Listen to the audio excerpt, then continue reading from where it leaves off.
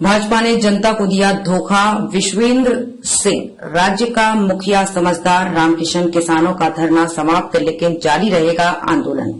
राज्य के कैबिनेट मंत्री महाराज विश्वेंद्र सिंह ने कहा कि भाजपा ने 2014 से लगातार किसान, नौजवान और देश की जनता को धोखा दिया है। भाजपा धर्म के नाम पर लोगों का ध्यान भटकाकर जनता को गुमराह करती है। कैबिनेट मंत्री विश्वेंद्र सिंह गत दिन सोमवार को बुर्जा मंदिर सुंदरावली पर किसानों के धरने के 33वें दिन किसानों के बीच बोल रहे थे। उन्होंने कहा कि भाजपा ने 15 लाख रुपए देने तथा प्रतिवर्ष 2 करोड़ नौजवानों को रोजगार तथा किसानों की आय दुगनी करने का वायदा किया था, जो झूठा साबित हुआ है। विश्वेंद्र सिंह ने कहा कि ईस्टर्न राजस्थान कैनाल प्रोजेक्ट को राष्ट्रीय परियोजना घोषित नहीं करके भाजपा ने जनता का नुकसान किया है। उन्होंने कहा कि रूपा रेल नदी को ईआरसीपी में हमारी सरकार जोड़ने का काम करेगी और मुख्यमंत्री किसानों के प्रति संवेदनशील हैं। उन्होंने किसानों का साथ देने का भरोसा दिलाया और किसानों ने धरना समाप्त करने की अपील की, जिस पर किसानों ने धरना समाप्त करने की घोषणा की तथा ईआरसीपी को राष्ट्रीय परियोजना घोषित करने के लिए अपना संघर्ष और आंदोलन जारी रखने का फैसला लिया।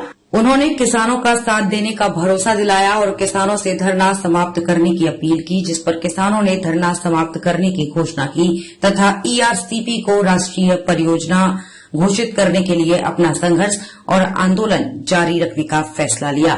धरने की अध्यक्षता करते हुए भरतपुर के पूर्व सांसद पंडित रामकिशन ने कहा कि राज्य का मुखिया समझदार है और उसने खूब विकास किया है। मुख्यमंत्री लगातार जनहित के फैसले कर रहे हैं तथा उन्होंने ईआरसीपी में रूपा रेल नदी को शामिल करने का भरोसा दिया है और सरकार तथा सिंचाई विभाग तीव्रता से कार्य कर रहा है। पंडित रामकिशन ने कहा कि किसानों को 2000 रुपए की किस्त की जरूरत नहीं है।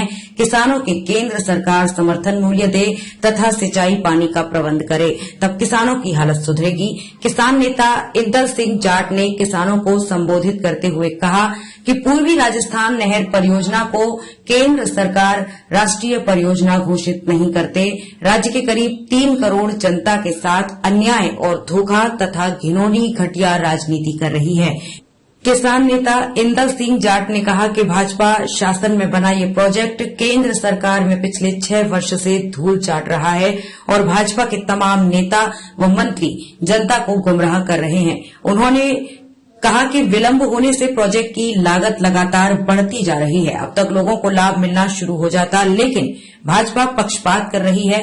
उन्होंने कहा कि 50% जल निर्भरता पर ही सिंचाई के लिए पानी मिलेगा और पानी पर्याप्त है चंबल नदी में और इसे लेकर रहेंगे, चाहे इसके लिए कितना ही संघर्ष क्यों न करना पड़े।